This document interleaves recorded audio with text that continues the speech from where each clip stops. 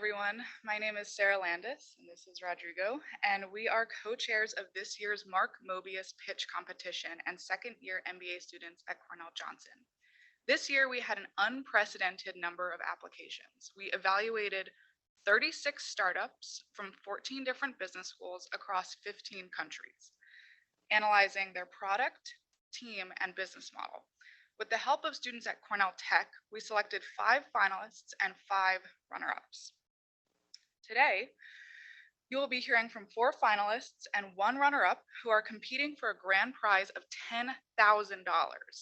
These startups operate in some of the largest emerging markets, including Bangladesh, Colombia, India, Mexico, and Nigeria. With a year that saw a record amount of applicants, we wanted to congratulate them for making it this far and joining us today. And thank you to our amazing judges, Christina, Momina, Pablo, Rustam, and Sandeep, for joining us in person. Without further ado, we'll bring on our first team, Aquatrack from Lagos Business School, who will be joining us via Zoom. All right, Aquatrack, take it away.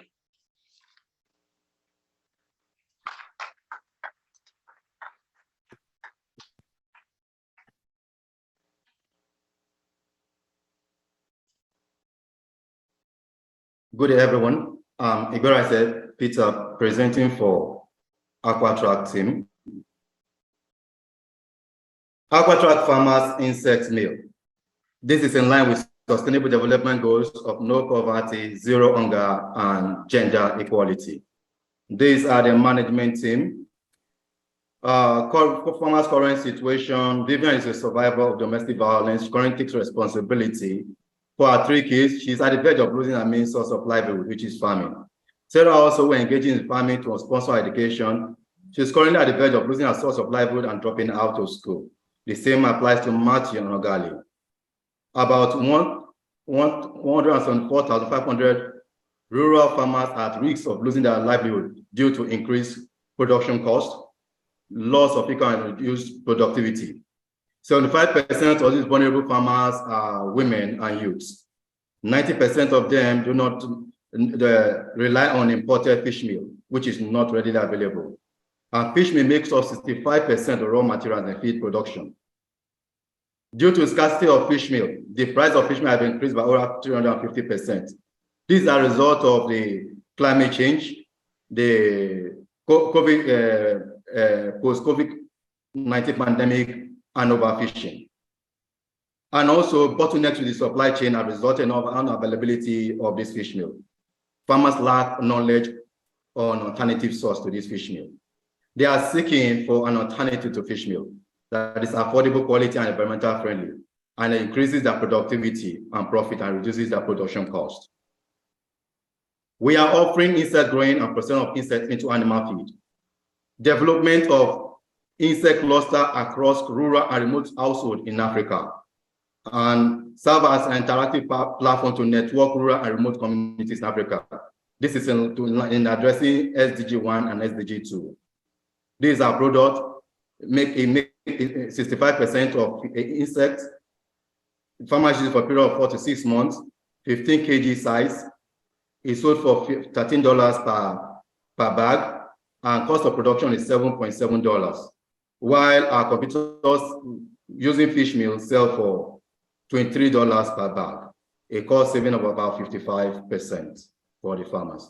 Our competitive advantage is affordable and quality insect, increases the fish meal by 37%. We have unique experience in production of insects.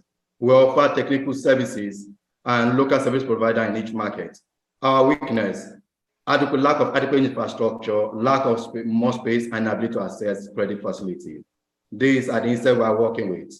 This is the life cycle of the insect. These are the stages. All right, thank you, Peter. So we want to tap into a yet untapped, sustainable, protein-filled insect food with obviously better nutrient level compared to current options. And we see a huge demand. We're up to 640,000 fish farmers in Niger Delta's coastal areas. And we have identified about 84 established cluster farms serving up to 580,000 ponds. Next slide, please. So our fish meal solution satiates the 180-ton per month gap for insect feed in Nigeria and taps into the increasing demand for fish in the country. Fish in Nigeria is consumed in and out of season because it's an obviously better and healthier option for protein.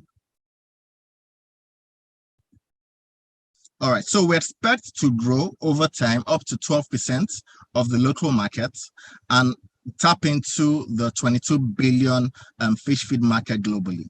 We say this because the already established players in the market, such as Multibox, Enviromeal, and so on.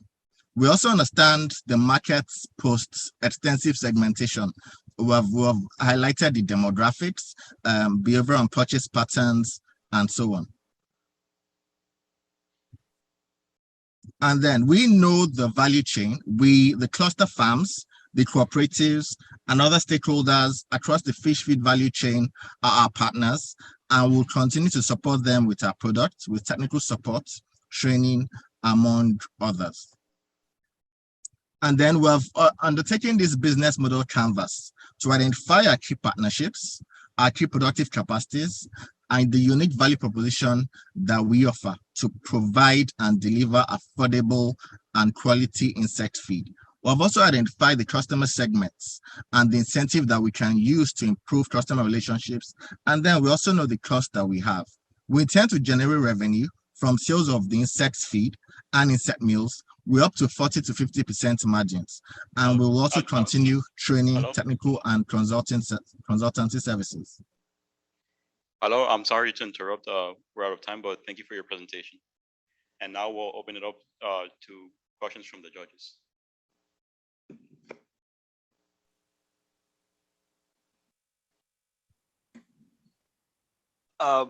I understand the total addressable market opportunity, but you haven't talked about where you're going to source your raw material from.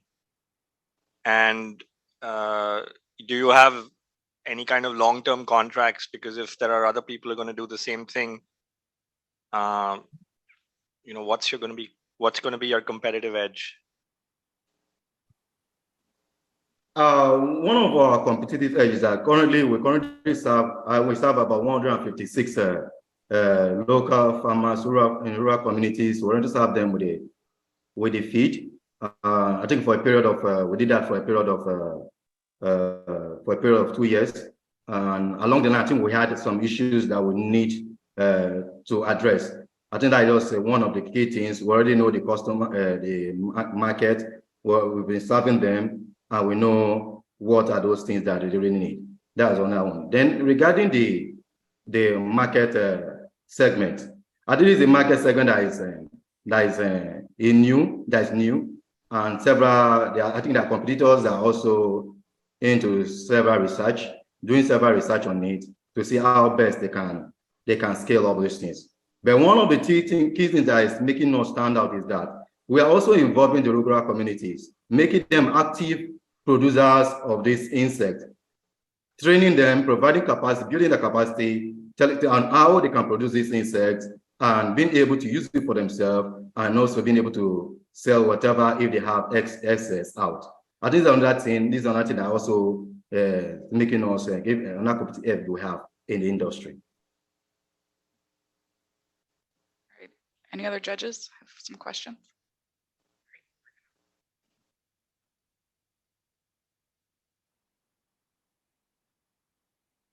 Hi, Pablo here. Nice to meet you. And question, can I hear a little bit more about the MVPs that you've done to date, please? So regarding what we've done so far, I think when we started by selling 1,500 bags every month. We started selling 1,500 bags every month to farmers, and I think with that which we did, but along the line, towards the end of the year, I think because price was affordable and it was delivering results, we had so much patronage. But along the line, I think we had issues with the equipment we're using. We're using local equipment, locally fabricated. So the equipment were no longer giving us, I think the fish were having issues with a whitish substance on it, and we had a lot of refund. We had to refund some to farmers and ensure that farmers who purchase from us wants to make use of it within 1 week. So that's why we looked at it and said, okay, I think we can get better equipment that can help us process it and preserve it for a longer period, which will really help. I think that's just it. We've sold, we've mixed revenue sales, and our cost of production is 138,600, and we have a gross profit about 46,000 in 2019, 95,400, and 46,640 in 2020. Sorry, quick question again. Can you go back to that slide? Back, please. It says 2020. Is 2021 year one? Yes, this is 2020, 2019, and 2020. But out of 2021, we're going to produce much because we don't really have the equipment to produce, because it develops whitish substances on it. After a week, the fish does not last more than 2. After 2 weeks, it starts developing whitish substances because of some of the equipment we're using are just locally fabricated, and they can't meet. They don't meet most of the regulatory requirements. So that's why we see we had data for 2019, 2020. For 2021, we only produce to order size. When you demand and you are ready to use it for 1 week, we produce for you and deliver. Yes, can you talk a little bit about your cost and price assumptions? Because when I look at your projections, your gross margin stays pretty much flat at 50% through the entire time frame of the projections. So that either means that you're holding prices flat and you have no economies of scale, or your prices fall in tandem with your costs. If the fish meal itself makes up about 65% of the raw materials that is needed. The other ones are just the vitamins and other supplements are added, maybe the binder. So if you look at it, if we will be producing our feed, our insect meal, and processing the insect meal. So it's helping us in saving a lot of costs, because that's why we had issues with producing at 13% per bag, and cost of production is $7, $7.7. I think that's just one thing that is really helping us. And it's not flat. Gradually, I think we expect an inflation rate, which is we have in our income statement, that it's going to increase gradually, maybe at 3% as we go along the years, depending on inflation. Hi, Peter and team. Thank you. It's a really interesting proposal. So, a couple of things. One thing one sees in Africa is like the need to reach scale and also leverage digital. And those are some of the models that have really scaled up. So I was just wondering, this seems pretty intensive in terms of business model scale up. I mean, you're working with a number of institutions, and working with farmers also requires a lot of onboarding upfront, right? Like in terms of even branding or getting knowledge transfer. So I was wondering, like, to what extent digital can play a role in scaling up your business model. I think getting across to that, why we're working with some of the institutions, especially the high institutions, is developing a standard curriculum that will be adopted across Africa. Once we develop the curriculum, we're going to have it on an online platform where across Africa, they'll be able to produce and be able to have a collection point where we take and deliver to our processing plant. And that's what we are doing. Definitely, we are leveraging on technology. We're leveraging on technology to be able to reach more persons across, more rural communities across Africa to get these solutions across to them. And if you look at in Africa as a whole, there are cluster farms. In Nigeria, we have, in just a region alone, we have over 86 cluster farms where you have farmers being stationed there. In Ghana, you also have the same thing, cluster farms in some of these segments where you have these rural communities. So definitely it's easier to reach them, meeting with the leaders, the association, they have associations, they belong to associations, they belong to cooperatives. So we'll be reaching them, working with the leadership of the cooperative. It's easier to get in touch with the farmers, being able to sell the solutions.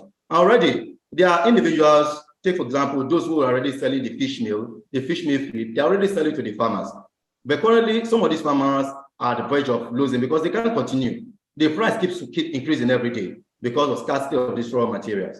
So if they see an opportunity where it's a little bit affordable and of quality and increases the weight of the fish, I think most of the farmers will also tap into it and the numbers will increase. Just like when we started, the 150 farmers, we had to collect their data, collect their information to see what's the growth rate like, and it was really impressive. The only thing is about being able to keep the feed for a very long period of time. All right, thank you, Peter, and thank you so much, Team Aquatrack, for that amazing presentation. Thank you. All right, next up we have Life and Limb from IIT Kanpur. Come on up to the stage.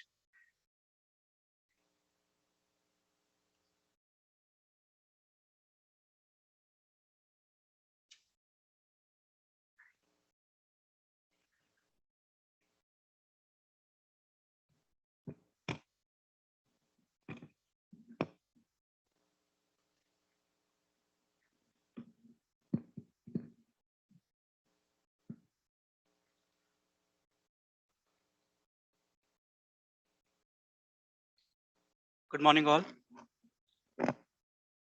75% of the people are reported in rural areas.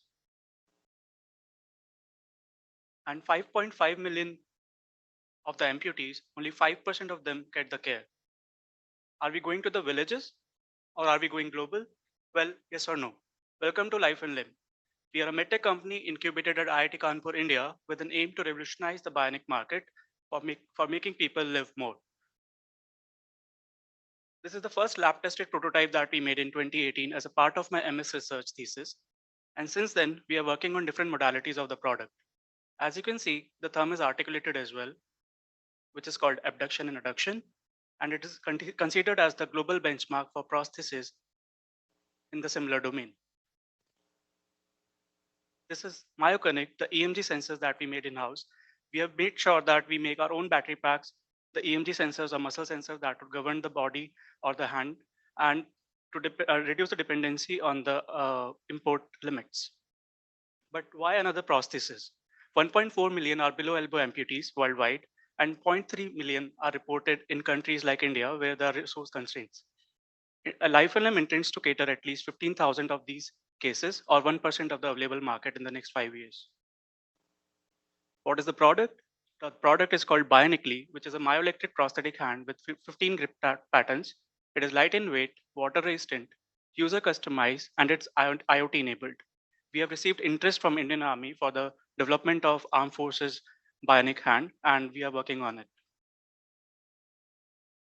The user journey looks like this. We start with a 3D scan and the physical measurement of the stump. Then it is digitally modified using CAD environment and sent for 3D printing. We meet the user again with the help of prosthetist and orthotist, where we do the final fitment. Our competitive landscape is simple, and we have made sure that we include global companies as well. Life and Limb is ahead of the competition in terms of weight. We weigh less than 500 grams, including the battery pack. We have 6 motors, which makes them bionic and has an adaptive grasp mechanism that conform to the shape and size of the objects. It is water resistant. We are yet to be tested by the certified labs. It has complete thumb articulation, as I showed, and it has haptic response in the form of micro vibrations. We have put Life and Limb on the higher quality side when it comes to the landscape, and it costs between $3,000 to $15,000 based on the functionality and the area of use. Our business model is simple, and we have 2 revenue streams. First one is from the P&O clinics or private rehab centers, and second one is from the rehab centers or artificial limb centers in India and abroad. But revenue would also be generated from the sale of premium model, service, and extension of the warranty. Funding and awards thus far, we have received interest from a number of organizations and represented the company globally. We have support from ASME New York. We have CSR initiatives from Portiscap India and Citibank. We have been funded by Autodesk Foundation and represented the company in Falling Walls Lab for the competition for the design competitions as well. We have 3 Indian patents in the pipeline, 2 PCTs have already been filed, 7 trademarks, and we are counting more. We are looking for 48 months of financing to make Life and Limb reach 15,000 prosthetic hand users. This would require an injection of around 1.5 million in investment, and with a price point of 3 to 15K in unit price. The majority of the funds would go into go-to-market and establishment, and then expansion to other markets. This is my team. I am CEO and founder, Nishant Agarwal. I have a background in mechanical engineering. He is Madhav. He is the CTO of the company. He is doing PhD from IIT Kanpur. And we are backed by a wonderful set of mentors and advisors from industry and clinician side. Dr. Mahesh is an orthopedic surgeon rehabilitation specialist. And Dr. Lokesh is the prosthetist and orthotist who has been in the journey and developing and designing the product. Thank you so much. Let's do it together. We have models of the hand on the left of your left side of your seats. And if you would like to stop by, we would like to tell more about the product. Thank you so much.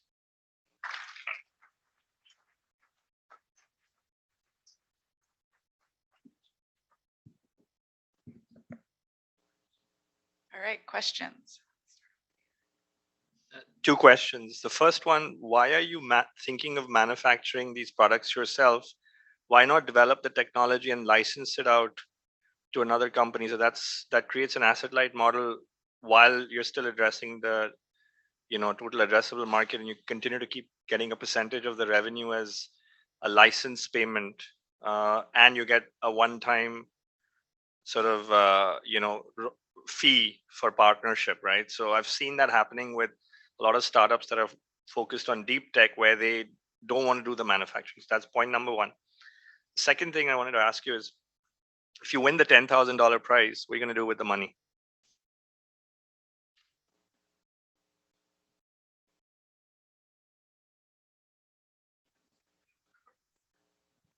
So we tried our business models again, and we want to have a partnership with the existing companies, but they are not willing to invest or take the technology which says 3D printing, because it is not being validated for my biomedical devices yet. But in the West, there are people who are manufacturing and making these devices using 3D printing, but still we are still in the phase of developing that business model where we can have the partnership. We are open to that.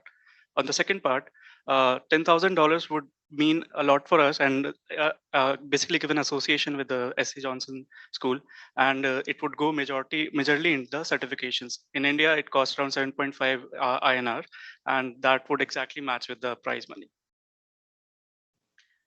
Thank you, Nishant. It's a really interesting idea and really has a chance to change people's lives. So couple of questions. One, I didn't get a sense of the the financials and the scale of like how much does it cost for this, and then have you thought, like, I think particularly for low income people in India, this would be a game changer. So have you thought about, like, the costs of reaching them, how one could scale up? I mean, it's similar to the earlier point in terms of how does one like the unit cost of producing this. Thanks.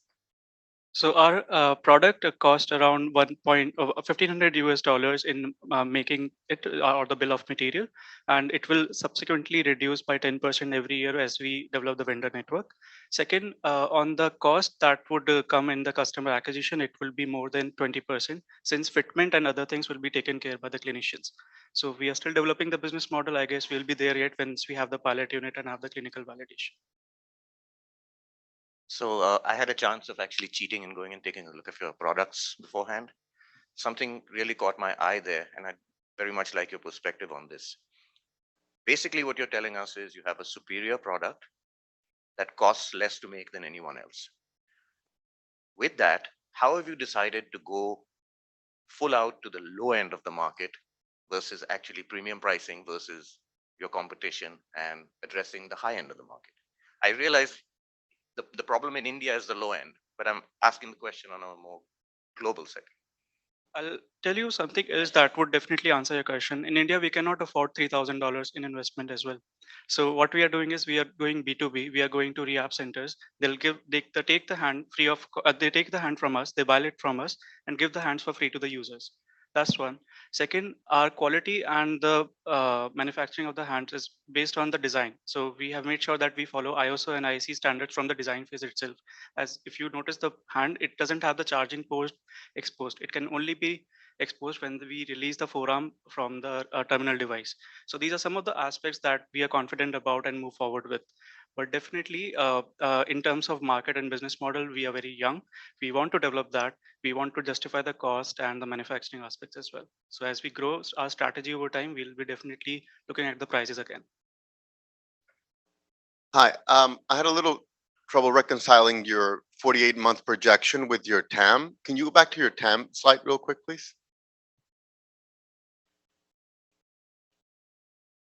No. Yeah, the one where you say the addressable market. So you're saying your serviceable available market is 250 million, and you'll saturate 40% of that in the first 48 months? No, these are for 5 years actually. We require the injection of funds for the next 2 years. Yeah, but you're saying your serviceable available market is 250 million. That's the cap of what you can reach. That's the definition of serviceable available market. And then you're also saying that you're going to get to 100 million in 48 months. So you're saying that you're going to get 40% of all your addressable market in 48 months? Definitely, yes. Okay. Also, normally, serviceable available market of 250 million is not considered to be very big. So I would recommend that you start thinking globally, Yes. to make the opportunity more attractive for potential investors. Thank you for the feedback. I'll definitely consider the revamping the business model then.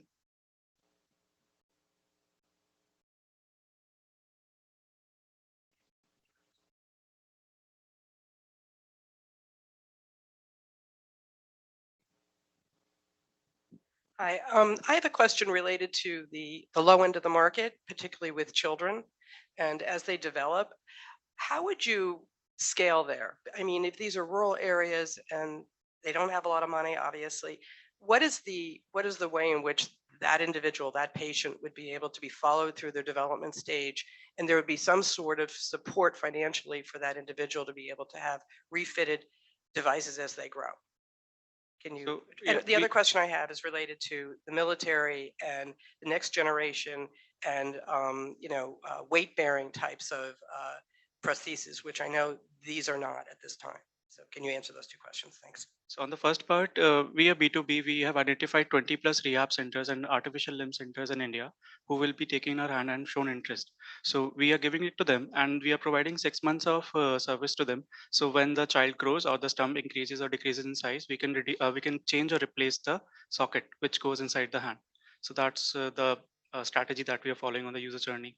And B2B segment is because don't want to go to the patients directly. We want to cater to the clinicians, and they will be responsible for the fitment of the hand. As an engineers, we cannot fit the hand, and definitely we want to rely on clinical expertise.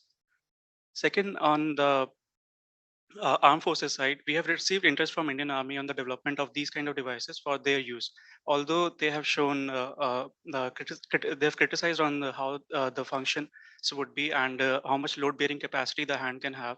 We are still in the development phase. We can revamp and increase the thickness, use some high end materials to increase that load bearing capacity as well as the usage time, because they have to be there in the active uses for more than 48 hours. So we have to definitely increase the battery size as well.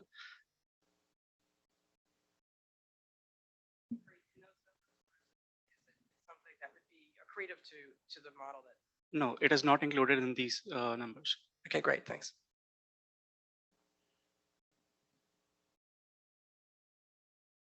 Any other questions from the judges?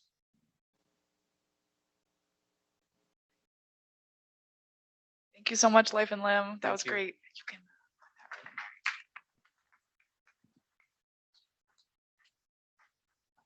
there. All right, so next up, we're gonna have Omi from Universidad de los Andes.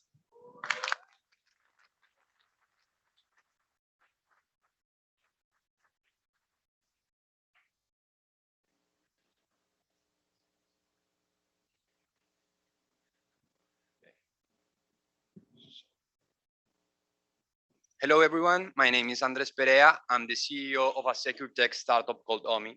At OMI, we optimize private security companies in LATAM. This is because we strongly believe that if we improve the security perception in LATAM, we are improving the quality of life. Just think about it. The feeling of being safe at home where you have your kids, your family, and your belongings is priceless. Maybe you feel unsafe here in the US because of all the gun violence, because of the robberies and your recent political unrest. In Latin America, 60% of the population feel unsafe every single day. And this is because we get robbed 6 more times than here in the US. Our homicide rates are 22 versus 5 in the US per 100,000 inhabitants. We are the #1 continent in all of these indexes, sadly. And in order to achieve the dream of an improving, we need 3 things. We need the industry, we need the technology, and we need our team. The private security industry in Latin America has 16,000 companies. It's a 30 billion industry in which a company has an average of 50 projects each. A project is a building, residential or commercial. And 95% of the buildings in the streets have at least one private security guard. So we have twice as many private security guards than police officers in LATAM. If we improve this huge human resource with technology, we can really achieve the dream of a change. Now, the technology we are using at OMI is a reaction system. It's a software created by ourselves that creates a network that connects the homeowners with the security guards, with the security company, and even the facility management. Every property is going to be connected with motion and magnetic sensors. So in case of a reaction need, it will sound a siren, contact the closest guard, the homeowner, even the facility management and the security company. This allows us 3 things. We have a network effect that we are creating security for entire communities and not only for a single property. We are having a 3-minute average physical reaction and not just a call to know if everything is okay. And we are improving the facility management services in 30%. So having the industry, having the technology, we need the right team. A team with 30+ years of experience in serial entrepreneurship, a team with high-tech skills as full stack developer, a team with creativity, with youth, and with power of will. This team here, we are really on a mission. Our business model is B2B. Right now, the private security companies, they are working only with security cameras. Security cameras, they are evidence systems. What we are giving to them is a prevention and reaction system. So we are selling them hardware according to the needs of each project. And for our software, they are paying $2 per property in the building. To explain our growth for next year, we created a funnel. We are getting 20 private security companies. This means 1,000 projects presented. We are getting selected by 20% of them, and this means for us 10,000 users, or first $1 million in sales, 1% of the market that we are looking for. Right now, this formula has already been proven. You may know Ring, 1.5 billion, Vivint, 2 billion, Simply Safe, 1 billion. All of these secure tech startups working here in the US market. What we are doing at OMI is our own secure tech startup with the needs and characteristics of our market in LATAM. We already have 12 security companies showing interest with letters of intent and contracts on the table. So OMI is special for 3 things. We are creating a security system for entire communities, not only for a single property. We are connecting an entire system so they can have efficient and effective communication, and we have an amazing team. So let's create a better world with OMI, a safer one. Thank you.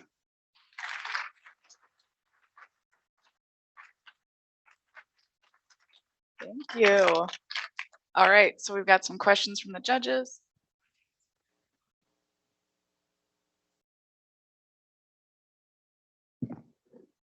Hi, I'm sorry if I missed it, but I still don't understand what your software does. Like, I get it's security software, I get you have Sure. hardware, but like, why is it different from other people? Like, what specifically does it do that makes it special? By the way, I'm from Latam. I'm from Mexico, so I understand the problematic very clear. But like, what does your software do that Perfect. makes it special? Well, our software is creating a network. All the homeowners, we are connecting entire communities. All the homeowners, they have an app. These apps are connecting each homeowner property with hardware, and with the app, they also have a panic button that is connected GPS. So if you're having an emergency outside your property, you can contact with the panic button. If someone breaks in into your apartment, the apartment will call the security guard. And the difference is that we are interacting in the B2B industry with entire communities. We are creating a network. I wanted to tell this. If we connect several buildings in a block, we can make this block safe. If we make many blocks safe, we can create a neighborhood safe. And with many neighborhoods, we can achieve the dream of have cities, and after that, a country more safe with OMI. Okay, so it's a network effect itself. Okay, I understand. Thank you. So as you build your network, you're going to have to contract with whether it's a building, whether it's people. Can you walk us through that? And what would be your estimated time frame? What is the length of the contract if there is one? And what would be the length of the time frame of securing that contract in this model? Well, this works this way. The security companies, they already have the market. They have security guards across all the buildings. So we are getting through the security companies. They are taking 1 or 2 year contracts with us. They are buying at first all the hardware, and we are giving them the support for these 1, 2, 3 years for the software. So this way, scale up is really easy because they already have the market. And so, thank you. Thank you. All right, we've gone over here. I have a question. It's a little bit of a stupid question, but I'm going to ask it anyways. There was a company in India that did something very similar to yours, but it didn't work as expected because the internet kept breaking down. And so if this entire network effect actually has to go, you have to have bandwidth, you have to have your internet to be working because your software, what happens if a neighborhood software, internet services go down and there is a robbery or a break-in? That's a good question. We're working in rural zones also, and this internet and even the lights can go to the power, but our hardware is looking to that. We already have, or in our devices, it has battery, it has SIM cards. So if the internet connection, the Wi-Fi connection is not working, it will also work with the phone signal with SIM cards.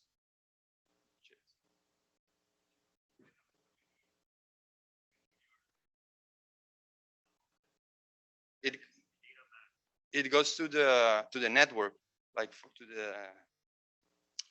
it goes directly from the hardware to your local operator.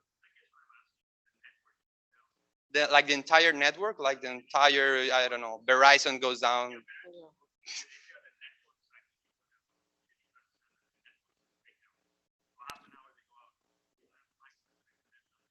Nothing. The devices will sound. It will just work inside of your sound the siren, but you cannot send the signal if you don't have any access to internet.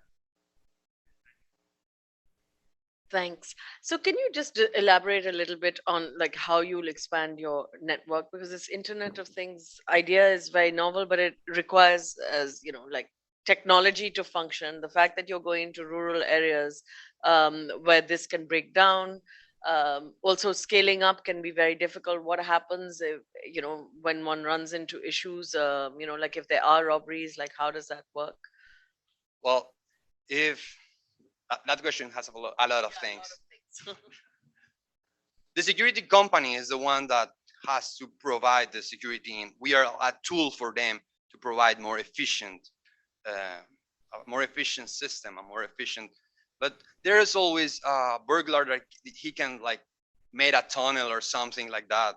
We are trying to do everything as possible with technology, with the motion sensors, for example, but we can scale it up Right now, we are doing it with the private security companies, because they bring entire buildings, and this network effect. Right now, in all the countries of Latin America, the security perception is going just worse. And with this recession and with all these problems globally, you see in Brazil, you see in Venezuela, Colombia. So right now, it's an opportunity to make people feel safe. Yes, we thought that B2C, but in order to scale up faster and better with better service from the private security company, so they don't see us like competence, but as an ally. So that's why we're working B2B. Any other questions from the judges? Nope. All right. Thank you so much, Omi.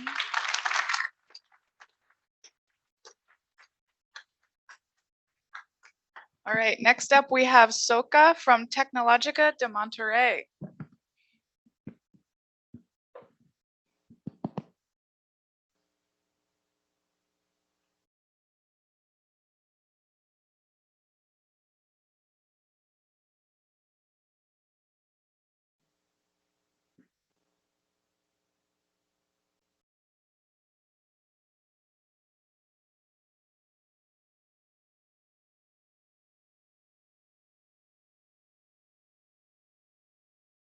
Technical issues. Happens at least once in a conference, so this is normal.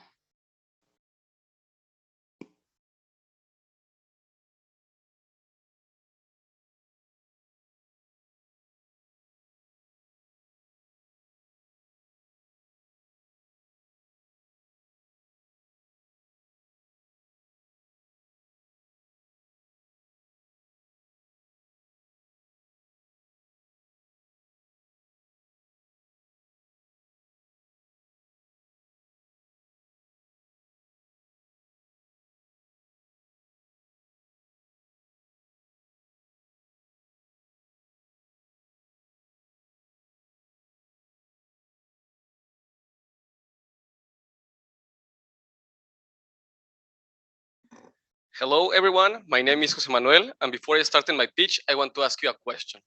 How many garments do you have in your closet that you don't use? Well, I am here representing SOCA, and I want to share with you our big purpose. Our big purpose is creating a more sustainable future for humanity by changing the way in which we consume. And we are doing this because we have identified two main issues related to the fast fashion industry, which has been declared by the UN as an environmental emergency. 20% of the water pollution worldwide is caused by fast fashion. And only to give you an example, 20,000 liters of water are required to make a single pair of jeans. And now, how many pair of jeans do we have in our closet that we don't use? Then this is the second problem we have identified, the consumption. According to some studies, we have more than 50% of all the clothes in our closet that we haven't used for the last 6 months. And then we use an article of clothing 7 to 10 times before we keep it in storage for a long time or even throwing away. Luckily, we have the newer generations, and this is precisely our market. We are focused on women between 20 to 40 years from middle class. The newer generation has shown some interesting behaviors. For example, 62% of them will search for a pre-loved item before purchasing a new one. And also, there is no longer a stigma around purchasing pre-loved clothes. The trends are really important right now because by 2026, the pre-loved market will double the value of the fast fashion market at $82 billion. And globally, in the last 10 years, the fast fashion market has grown 24%. Meanwhile, the pre-loved market, 215%. We are not creating a new industry. We are revolutionizing it. We put all these 4 elements together, the problem of the consumption, the problem of the production, plus the behavior of the newer generations, plus the opportunity in the market, in order to create the first unlimited closet in the world. So, what is SOCA? SOCA is an e-commerce platform that brings together the need of people who want to acquire clothes with the need of those who want a benefit for their unused garments.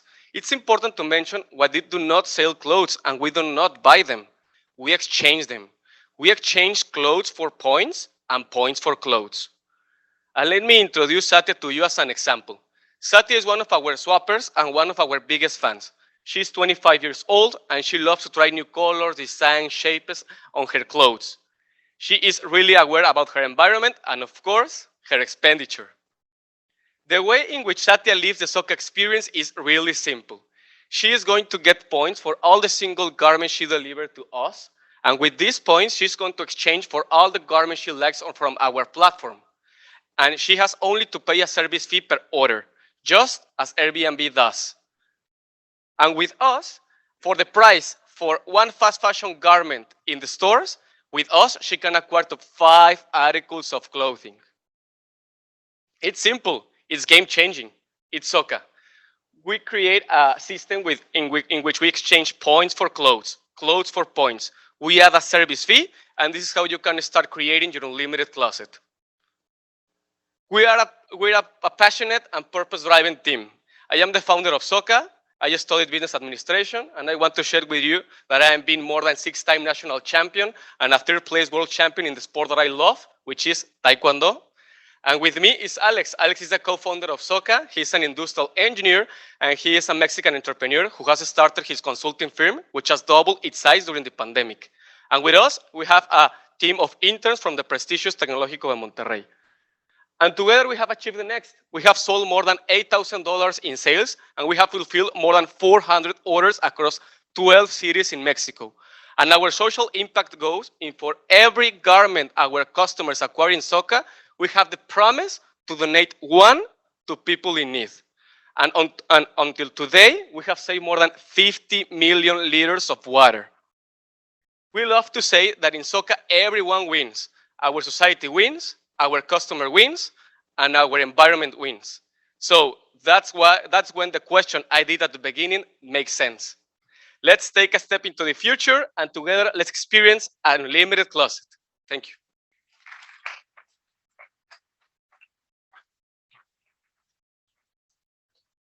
All right, questions from the judges. Got one in the back. Brilliant idea. I know there's at least multiple companies that do this. Tell me more about your competitive landscape. Yeah. I have to, I want to go. There is no slides here. Yes, the appendix. Yes, I see here. Our SAM is $25 million. Because but sorry, I'm asking about like the competitors that are out there. How much do you know about them? Our competitors, yes, our competitors are all the fast fashion companies, for example, Zara, CNA, or H&M, and all the companies that sell and buy clothes through an e-commerce, and also all the companies who are doing selling and buying clothes, secondhand clothes, by physical, like a bazaar, tianguis, or marketplaces. Because what in Soka we are doing is not sell and we not buy clothes. We exchange them for points. We create this point system in order to give more advantage for the users in order to can exchange and experience this unlimited closet. Okay, follow-up question. The $8,000 you sold, how long did it take you to do that? Yes, we are operating since 9 months. Okay, thank you. Thank you. All right, we've got one over here. From what I understand, people who don't get rid of their clothes don't do that because they've paid a lot of money for them, and fashion trends come back all the time. And so the ones that they do discard are the ones that they can use, and there's no real value to reselling them. I'm going to ask you a hypothetical example. Yeah. Let's say I've got a Dior shirt that I bought from 3 years ago. Okay. And I want to basically put it into your platform because I don't wear it anymore. Yes. And somebody else has an H&M shirt that they've actually also given to the platform. Yes. Yes. How do you judge who?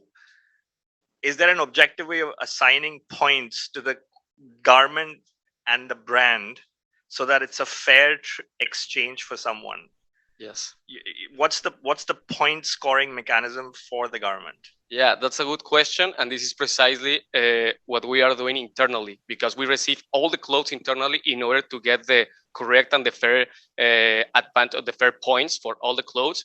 And this is precisely because we categorize every garment since his type and the brand that they use. For example, one pair of jeans would not offer the same amount of points for that a jacket or for example, a sweater. And we have to consider as well the brand. For example, if it's a prestigious brand, it's going to be more points, and also the quality of the garments. If you send to us a garment with excellent conditions, you are going to receive more points. If you are sent to us a garment probably in a poor conditions, well, we have a dignification filter for that in order to generate zero waste. And this is precisely what we are doing internally.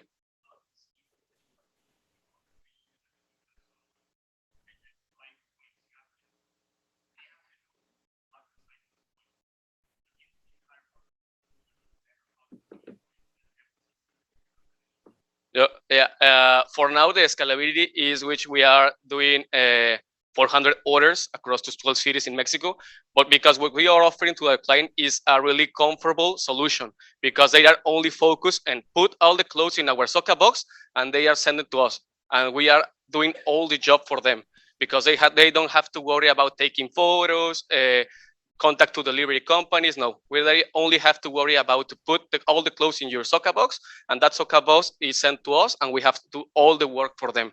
So we have to, in order to increase, yes, we need people, but this is internally, and this is how we guarantee the quality of our garments. Yes, thank you. Thank you for this. It's a very interesting idea. I have a 17-year-old daughter who's obsessed with thrifting, so I see where you're going with this. My question was more on the financials. Like when you see companies like this, it really needs an ecosystem for it to play out. So I was wondering if you could explain a little bit about Mexico, because I mean, it takes a while to reach scale, but then you need people being very comfortable transacting digitally, being available online, just word of mouth. Like, how does that work, like in terms of being able to scale? Yes, and that's a good question as well, because all our growth has been organic. We have not invested any money in publicity. All that we are doing is by word of mouth. So we want to get money in order to invest in brand awareness. So we are focusing right now in this range of ages of people with have internet connection, and we as well are doing physical events. This is precisely what we are starting. We start like physical events, and then the pandemic goes, and some situation like that, and we realize that we have to increase. We have to move to an e-commerce service, and we are doing that. That's why we have our e-commerce platform, in which if you want, you can go to our platform and acquire some clothes with points.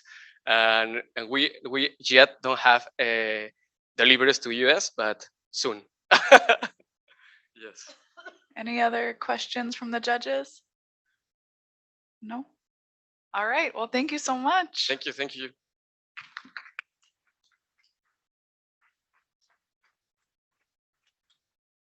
All right. Lastly, we have Tremak from Cornell.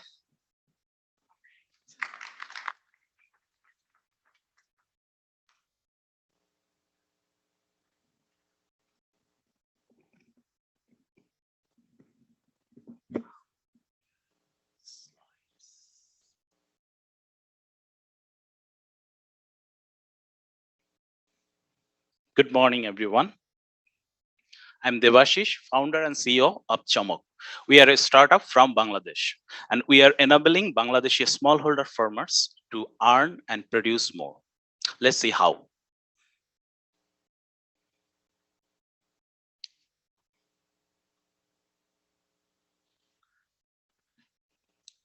We are actually trying to solve two problems of Bangladeshi farmer. At first, insufficient use of agricultural inputs in their farms. You would be wondering to know there are 15 million smallholder farmers in my country. And out of those 15 million, 10 million farmers cannot use sufficient agricultural inputs in their farms. As a result, they produce up to 50% less than their actual capacity. We can understand the scenario better with a real world example. Consider the Rajak fish farm, who is a fish producer, smallholder fish producer, produces fish in 5-acre land. He earns around $3,500 from his farm. But if this guy could buy additional fish feed of another $2,500, he could get additional production of another $2,000, which is 57% higher his existing income. Just he cannot do because he doesn't have access to finance or doesn't have sufficient savings to buy those optimum quantity of the inputs. So how we are solving this problem? We have just, our solution is very simple, but enormously effective. We are just selling required agricultural input for each farm on credit. We give them a credit for 30, 60, 120 day cycle, actually kind of a full harvesting season cycle, and they buy from us and pay back after the harvest. Now, using our service, they can increase their production up to 60%. While we were working in our beachhead market, serving few customers in last season, we discovered another problem. Getting more production doesn't guarantee more income for the farmers. Because of two other issues that we have seen, most of the farmers in my country has an above average post-harvest loss, and they make untimely sales. What is post-harvest loss? Post-harvest loss is they lose their crops during harvesting, transporting, and warehousing. Even the rats eat nearly 5% of the crops in my country. And since every farmer is a poor, they do not have any salary, they rush to market immediately after the harvesting. When every farmer goes to market at the same time, supply goes up and price goes down. And we have seen they usually lost 20 to 40% of their income just because of post-harvest loss and untimely sales. So how we are tackling this problem? We have built and rented some good quality warehouse in the rural locations. We are allowing farmers to deposit their crops. Right now, we are working with the dry crops since we don't have cold storage. Deposit their crops in our warehouse, and we are issuing this warehouse receipt. This is a negotiable instrument. They can hold it, they can use it as a tool of finance, and they can sell or trade without moving the physical stock. Even we also finance them using this instrument at a very competitive rate. Now they can hold their crops for 2 months, 3 months and get a better favorable price when price goes up after the harvesting.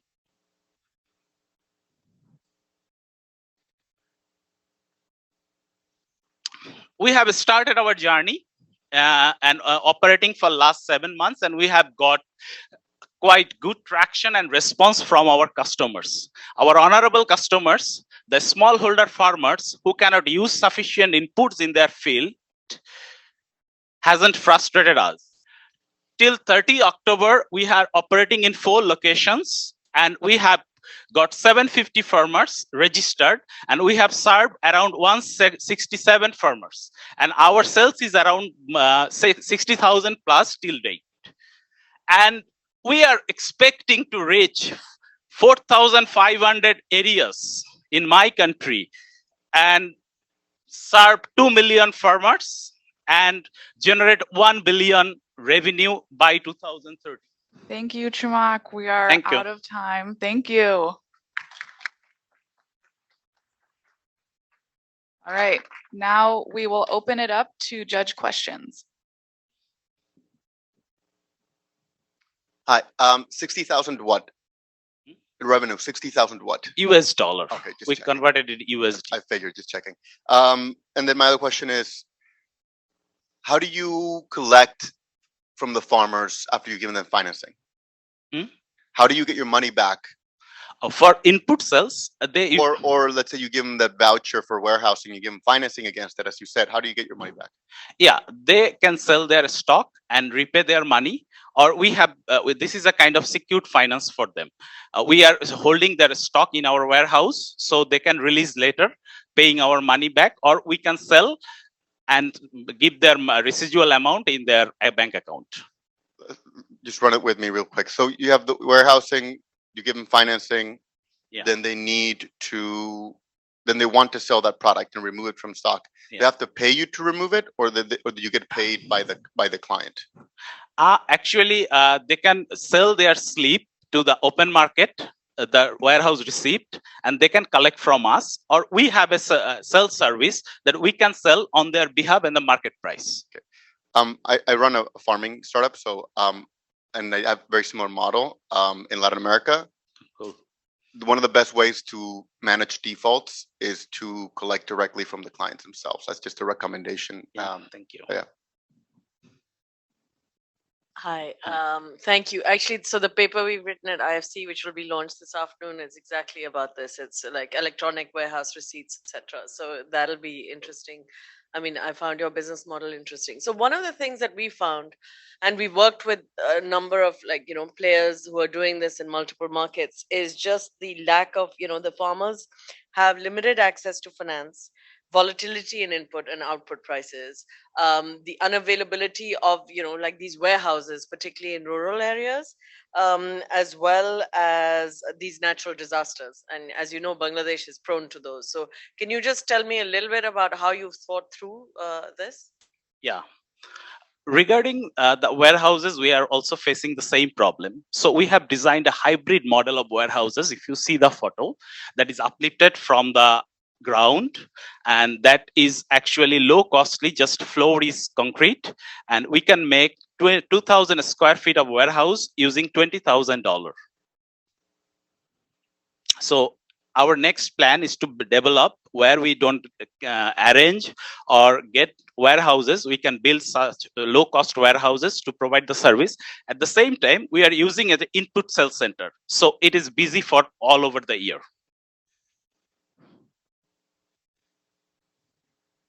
Can you, sorry.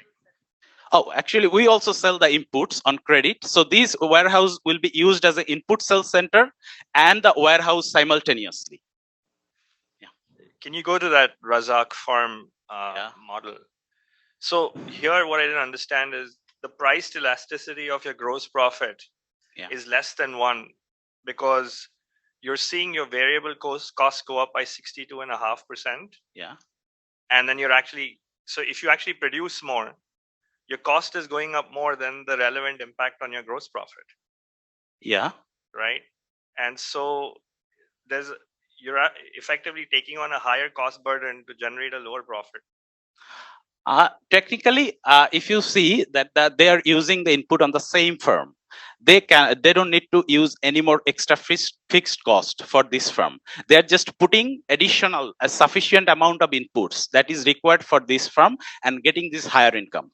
Okay, so your total cost is actually going up less than your profit, yeah, it's kind of little bit. We have got this data from interviewing the farmers. Okay, got it. So you benefit from economies of scale. Yeah, actually they can double the production, kind of, or 60%, 50% higher production, so they can get more income from the same area. Okay, so that's the farmer model. Yeah. Now I need to understand your model. Yeah.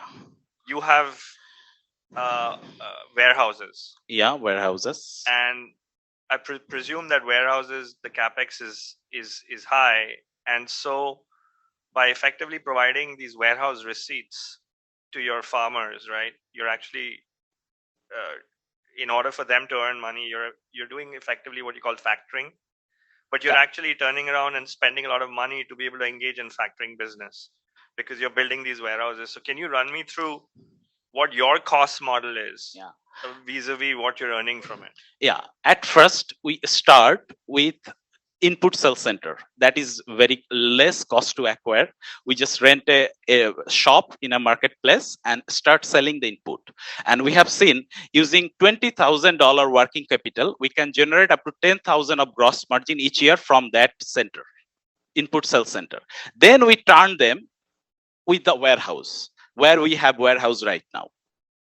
So warehouse is pretty costly, but if we can build it for once, it can serve up to 50 years.